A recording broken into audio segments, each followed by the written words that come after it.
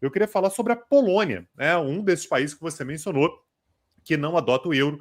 Nós tivemos no dia de ontem, no domingo, eleições presidenciais na Polônia. Só para a gente lembrar, a Polônia tem um sistema parlamentarista, que significa, portanto, que o chefe do executivo é o primeiro-ministro.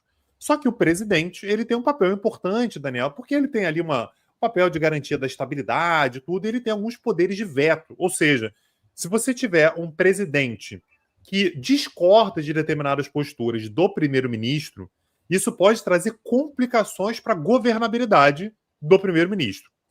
A gente teve um tempo atrás, Daniel, a gente falava muito sobre isso aqui no Petit Jornal, inclusive, presidente e primeiro-ministro do PiS. PiS é aquele partido que é o Lei e Justiça, é um partido ultranacionalista polonês, é um partido que a gente, inclusive, foi na época, né, os antigos ouvintes do Petit Jornal vão lembrar, da saudosa Polônia sem freio. A Polônia completamente fora da casinha, arrumando umas ideias completamente loucas, e você tinha exatamente um primeiro-ministro e um presidente que se alinhavam. Só para deixar claro, o presidente da Polônia ele pode ter partido, ele pode ser filiado a um partido, mas via de regra ele deixa qualquer partido para ter aquela figura, para ser aquela figura mais agregadora, que une todo mundo e tal.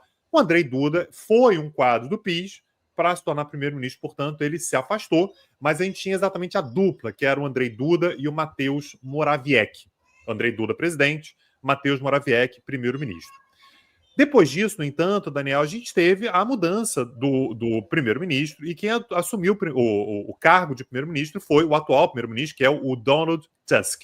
Donald Tusk ele tem uma relação antiga com a União Europeia, ele é um cara que é muito voltado para a União Europeia, a Europa é importante para a Polônia, a gente tem que se integrar, a gente tem que estar mais próximo, a defesa ela tem que ser em questões de segurança, elas têm que ser mais ou menos junto com a Europa, junto com a OTAN. Essa é uma premissa do Donald Tusk, e inclusive ele tem por objetivo avançar com determinadas reformas, como por exemplo a legalização do aborto, por exemplo, algumas medidas consideradas progressistas. Pois bem, Daniel, tivemos ontem eleições presidenciais e, por uma margem muito apertada, quem venceu as eleições presidenciais foi Karol Nawrocki. Karol Nawrocki é o candidato nacionalista que foi apoiado pelo PiS, ou seja, ele não é do PiS, porque ele, como ele quer ser presidente, ele não está vinculado a nenhum partido, mas ele foi apoiado pelo PiS, pelo grupo ultranacionalista, e ele venceu as eleições por 50,89% dos votos, ou seja, muito apertado.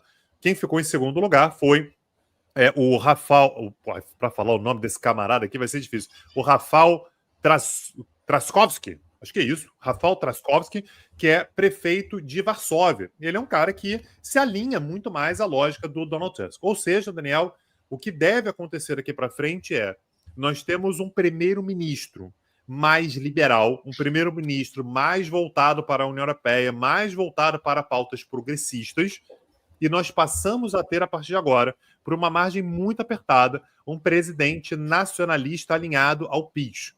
Isso pode se tornar, Daniel, um problemaço na governabilidade da Polônia. Isso pode indicar também uma certa insatisfação com os rumos que a Polônia veio tomando ao longo dos últimos tempos. Então, aquela velha coisa, né, Daniel? Pior é sempre quem está no poder.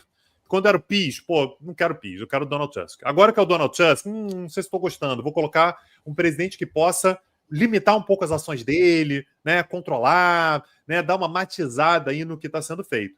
Agora, isso gerou uma preocupação, inclusive, nos mercados, né? O que vai acontecer com a economia polonesa? A Bolsa de Valores da Polônia, por exemplo, caiu 2%, teve uma desvalorização do zloty, né, que é a moeda polonesa. O que vai acontecer? A Polônia ela vai continuar sendo governável e a gente tem um cenário muito importante geopolítico. Como você falou outro dia, Daniel, do lado você tem a Rússia invade a Ucrânia.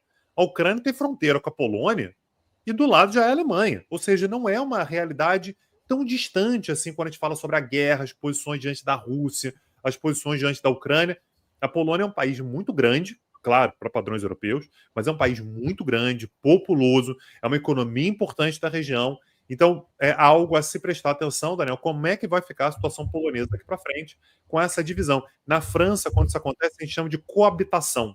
Você tem um primeiro-ministro que tem uma linha política diferente da linha do presidente. Vamos acompanhar para ver como é que será exatamente esse mandato presidencial de Karol Nawrocki, Daniel.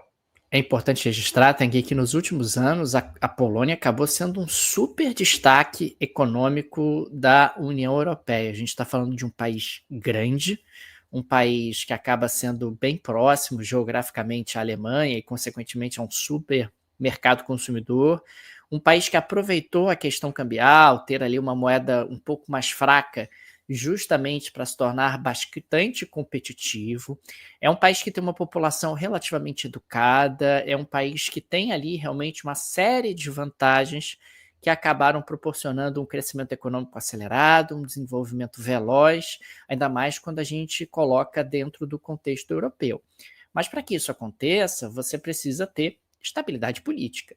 Se você começa a ter ali um governo de coabitação, como você colocou, né, nos termos franceses, isso gera muita insegurança. Para qual caminho o país vai seguir? Quer dizer, a gente vai continuar no mesmo caminho? Não vai? Vai aprofundar realmente a integração com a Europa, que tem sido muito, muito benéfica para a Polônia, ou não? Vai seguir ali um caminho um pouco mais nacionalista, de tensionamento em relação aos vizinhos? São elementos de incerteza e de imprevisibilidade. Claro, diante de incerteza e de imprevisibilidade, investidores fogem. As pessoas não gostam de colocar o seu dinheiro em situações de incerteza, em situações de risco. E nesse primeiro momento, claro que as coisas podem evoluir de outra maneira, a Polônia tem sido vista aí como um país que está um pouco mais arriscado do que estava antes justamente dessa eleição acontecer.